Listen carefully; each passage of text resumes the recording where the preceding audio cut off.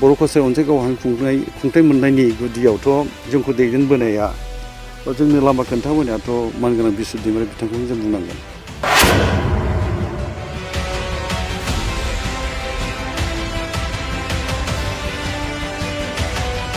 बेवहाय बर' रावजोंबो जोङो बाथ्रा बुंनो हानायनि खाबु जाबाय आरो बेखौ राव सोलायनायनि खाबु खालामना होबाय। बिथांखौ बाख्नायनायनि बाथ्रा नङा बे, खिन्थु जाय खामानिखौ मावदों सैथो खामानिखौ मावदों नंगुबै खामानिखौ मावदों बेखौथ' जोंबो बुंनांगोन नङा होमबा।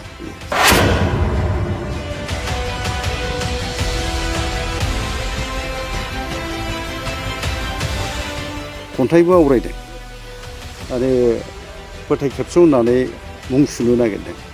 गुबै सैथोआ सिङाव मामाद बेखौ मोनथिग्रोनायनि गोनांथि दङ। बेखौ मोनथियालासेनो सोरबा सासे सुबुंखौ फोथाय खेबस' होननानै बुंग्रोनायखौ आं मोजां मोननाय नङा।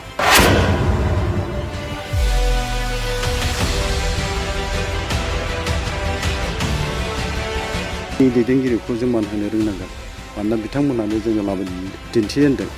नाथाय दिनै बिथांमोनखौ सम सम खौरां बिजोङाव गोबां गाज्रि बाथ्रा बुंनाय बेफोरखौ खोनायोबा जों दुखु मोनो।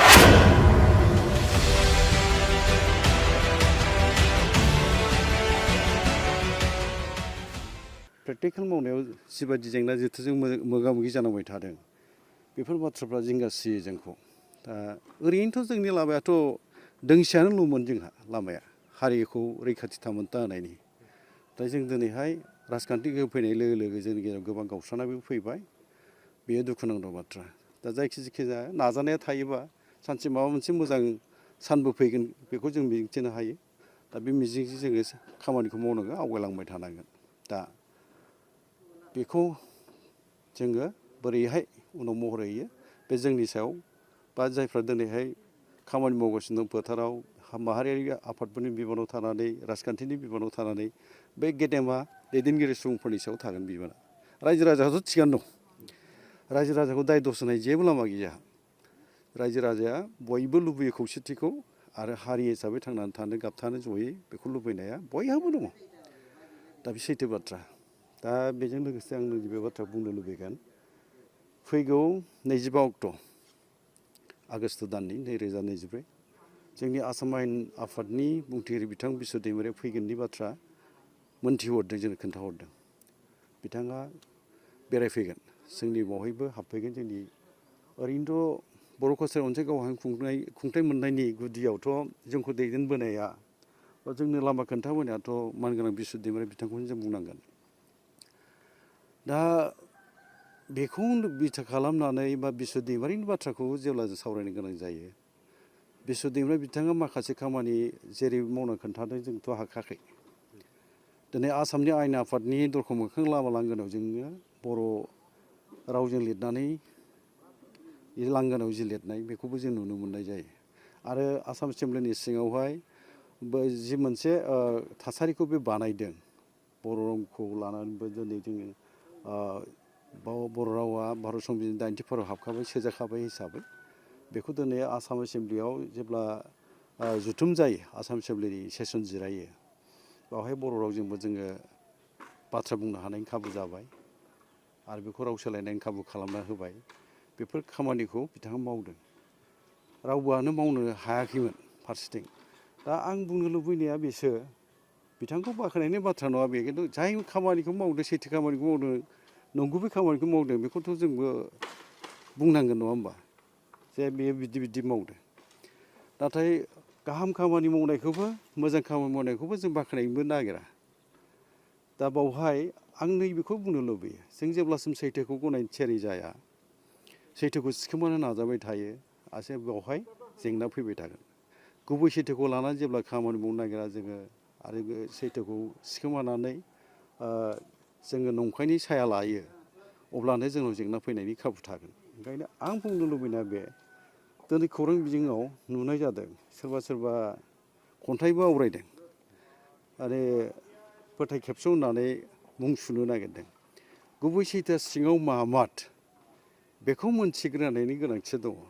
बेखौ मोनथियालासेनो सोरबा सासे सुबुंखौ फोथाय खेबस' होननानै बुंग्रोनायखौ आं मोजां मोननाय नङा।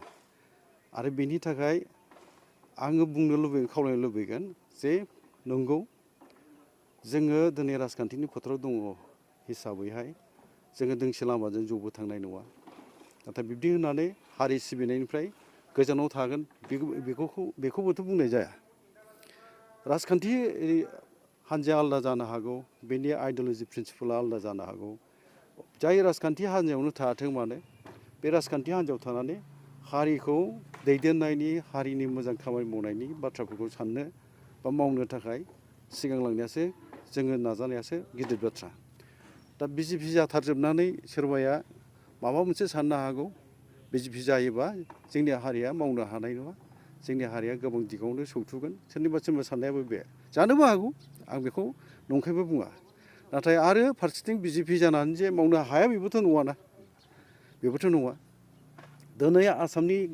गासै इसुफोरखौनो लानानैहाय मानगोनां डक्टर हिमन्त बिश्व शर्माया बोरैहाय मावदों बिजेपियाव थानानै बा दिनै असमिया हारिनि जानानै जाय सुबुंफ्रा आसामखौ दिनैहाय दैदेनगासिनो दङ बा सामलायगासिनो दङ बेखौथ' जोंबो नुबायना लोगोआव थाफानानै जोंबोथ' आसामनि बासिन्दा माने थागिरि आरोखि जोंबो असमियाव होनो बाखिन्दा जोङो आसामनि बाखिन्दा असमियानि माने रावआवहाय बाखिन्दा होनो जों थाजेनगिरि दा बेखौ नायोबा जों नुबाय माने बिजेपियाव थानानै खामानि मावनायखौ जों गनायनो हाथारा बे रोखोमजोंबोथ' जों थांनो हानाय नङा दिनैनि समावहाय जेराव दिनैहाय बिटिसिखौ सामलायनायावनो बिजेपिजों जोङो आखाइ हमलायनो गोनां जादों बे जाबाय राजखान्थिनि थासारि बेयो जों लुबैया नाथाय जायो बेबायदि दा बावहाय जोङो आंनि खावलायनो लुबैनाय नैबे बाथ्राया दहायसो एसे सिगाङाव बुंनाय बाथ्रा जोङो सोरनिबा मोजांखौ मोजांबो बुंनो हागोन